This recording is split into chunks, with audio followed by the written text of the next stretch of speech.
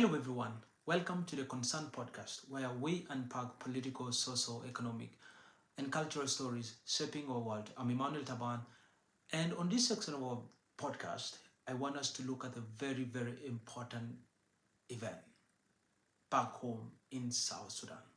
And it is about the trial of the first Vice President of the Republic of South Sudan, His Excellency Dr. Riek Machar.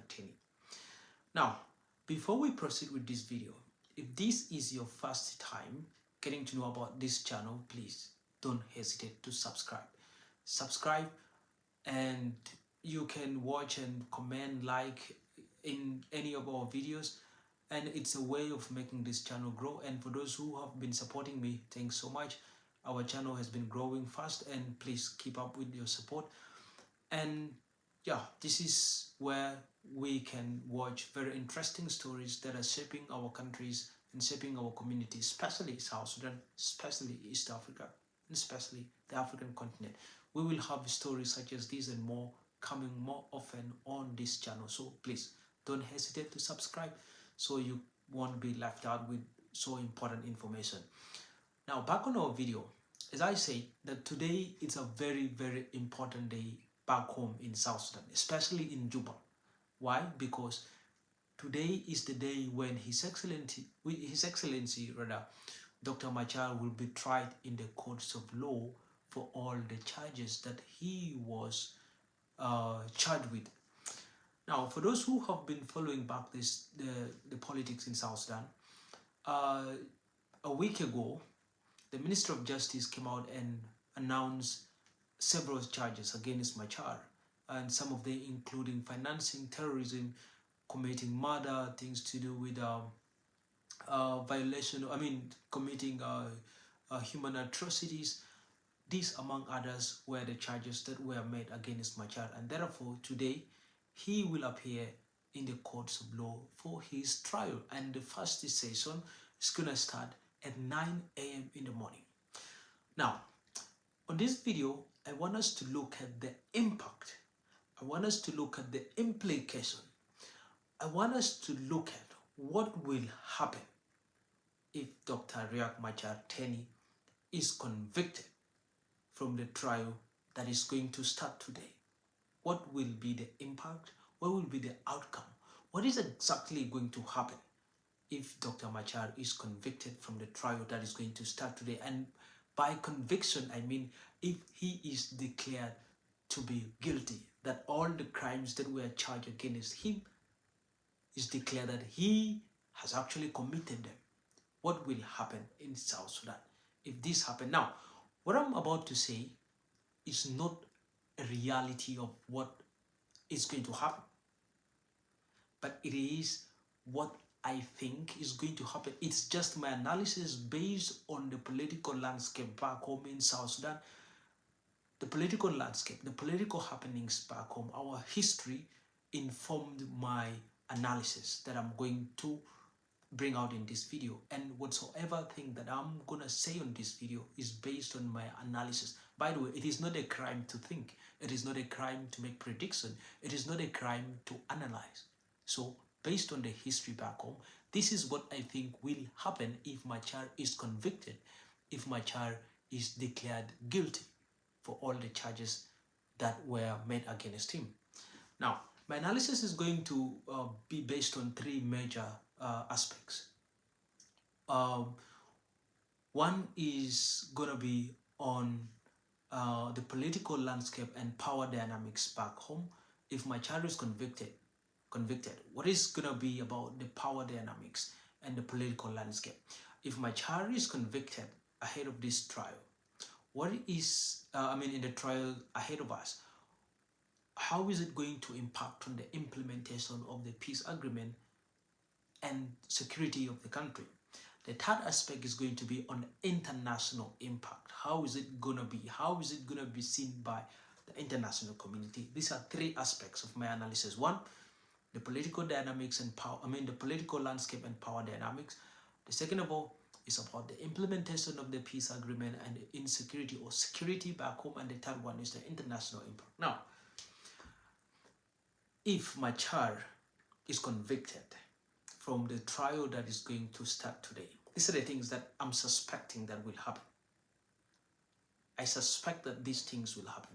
And the first one is about the political landscape and power dynamics. Now, we all know that Machar plays a very, very prominent role in the political,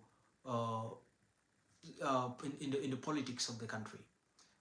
I mean, he occupied a very, very vital position, the first vice president of the country. And throughout history of South Sudan, there has never been any person who has been so much of influence, second to President Kiir, than Machar. There is no any other politician in South Sudan that has the support, that has the base, that has the influence in South Sudan more than Machar, apart from Kiir. Never. Machar has the support of his community. He has support of other South Sudanese. He has an international marshal. I mean, he is a known guy, a little bit at least. He has support from international community. Now, what does it mean if Machar is convicted? If Machar is convicted, that means that he will either go to jail or he will face the penalty for what he has convicted, which is either jail, of course, and others. I don't know what is going to happen, but of course, going to jail is going to be evident. If he is charged, he will go to jail, and he might spend so many years in jail, just like what happened in other countries where politicians convicted are sent to jail and stayed for over decades. That is going to happen.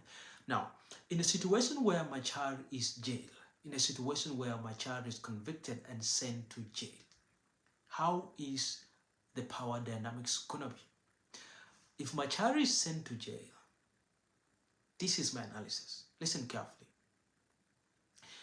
We will never have any new government coming soon in South Sudan. We will have a situation where the SPLM party and Kiir will consolidate himself in power, and there is no one who is going to say anything about it. They will rule until maybe for decades, 2 or 3 decades, for the next 30 years. We will never expect a change of government. This is my analysis, unless or otherwise. If Machar is sent to jail, there's no one who is going to give Kiir press. I mean, let's just look at how it has been happening back home. Who is that person who has been giving Kiir sleepless night, at least? Not so much sleepless night, but Machar has been doing that. He has been critical of Kiir's government, and he is the only guy who can actually stand against Kiir because he has the support base. He comes from one of the most populous communities in the country, and therefore he has the support. He's the only guy who can stand Kiir, who can face Kiir off, and Kiir is kind of scared of him. If Machar is sent to jail, the SPLM party and Kiir with his close friends will consolidate himself in power, and we are likely not to see any change of government soon.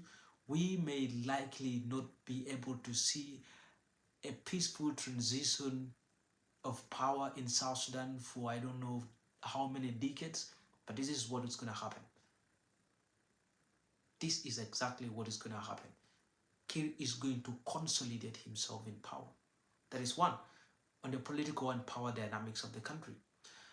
Second of all, about the security of the country and the implementation of the peace agreement. Now, many of you might know that Machar is the major principles. He is one of the major principles of the agreement that was signed in 2018 in Addis Ababa.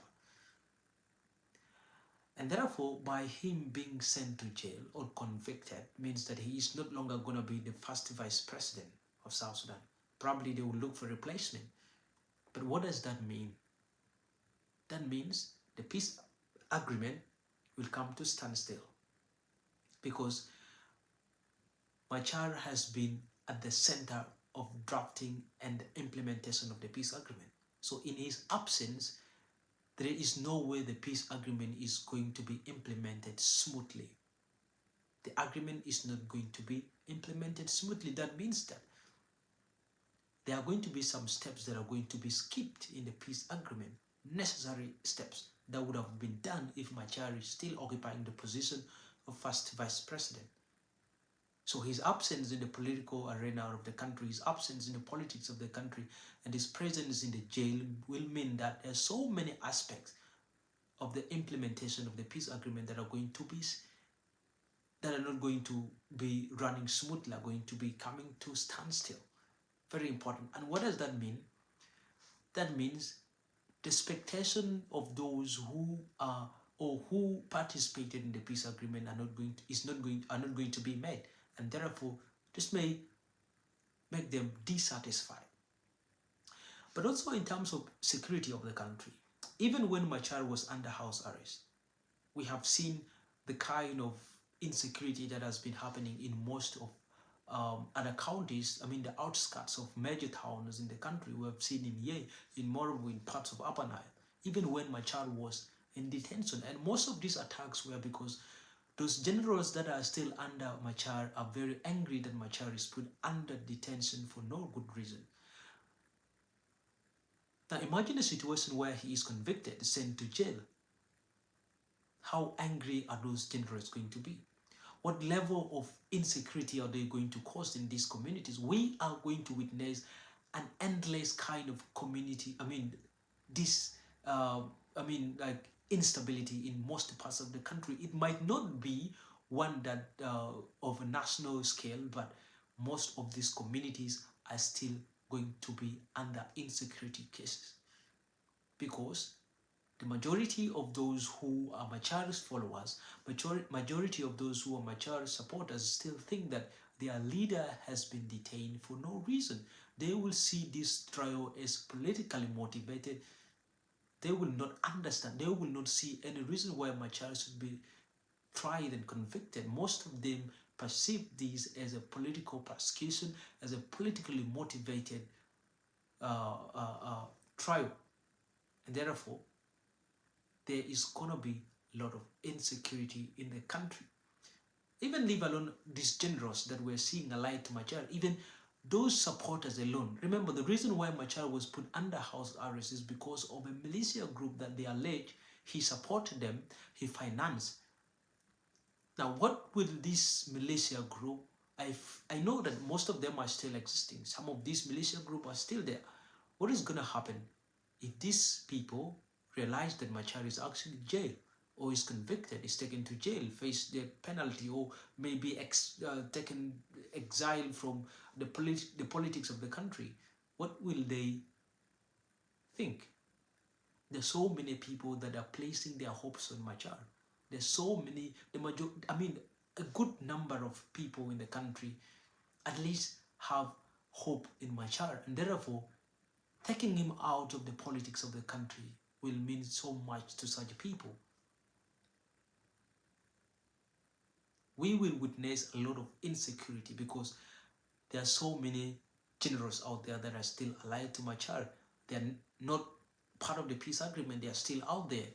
And therefore, convicting Machar will mean convicting them.